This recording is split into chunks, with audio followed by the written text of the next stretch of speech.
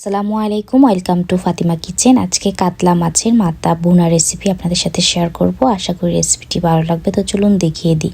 যারা আমাদের ইউটিউব চ্যানেলটিকে এখনও সাবস্ক্রাইব করেননি অবশ্যই সাবস্ক্রাইব করে রাখবেন। তো এদিকে আমি মাথাটা সুন্দর করে ক্লিন করে নিয়েছি, আর এখানে সব রকমের মশলা রেডি করে নিয়েছি। 1 টেবিল চামচ জিরের গুঁড়ো নিয়েছি, 1 টেবিল চামচ হলদের গুঁড়ো, 1 টেবিল চামচ লাল মরিচের গুঁড়ো, 1 টেবিল চামচ লবণ।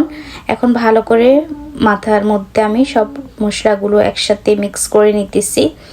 তো এটাকে আমি 10 থেকে 15 মিনিট রেস্টে রাখবো। দেন তারপরে এটাকে আমি সুন্দর করে ফ্রাই করে নিব।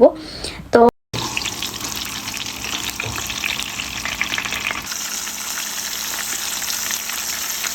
সেম মাছ ভাজার তেলের মধ্যে আমি একটা বড় সাইজের পেঁয়াজ দিয়ে দিয়েছি, তেজপাতা, এলাচি, দারচিনি দিয়ে দিলাম।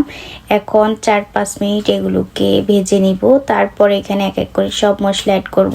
এখানে 3 টেবিল চামচ আমি রসুনের পেস্ট দিয়েছি, 2 টেবিল চামচ আদা বাটা দিয়েছি আমি।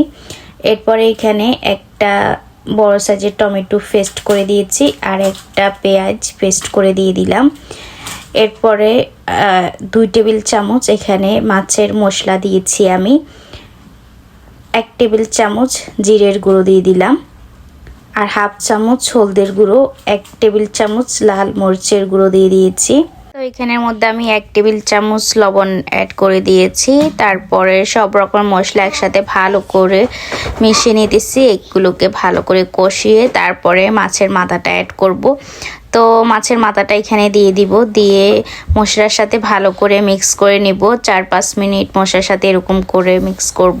তারপরে এখানে আমি 2 কাপ পরিমাণ গরম পানি অ্যাড করে দিব, দিয়ে ডেকে সুন্দর করে লো হিটে এটাকে রান্না করব। পানি দিয়ে দিয়েছি, এখন একটু নেড়ে চেড়ে তারপরে ডেকে রাখবো।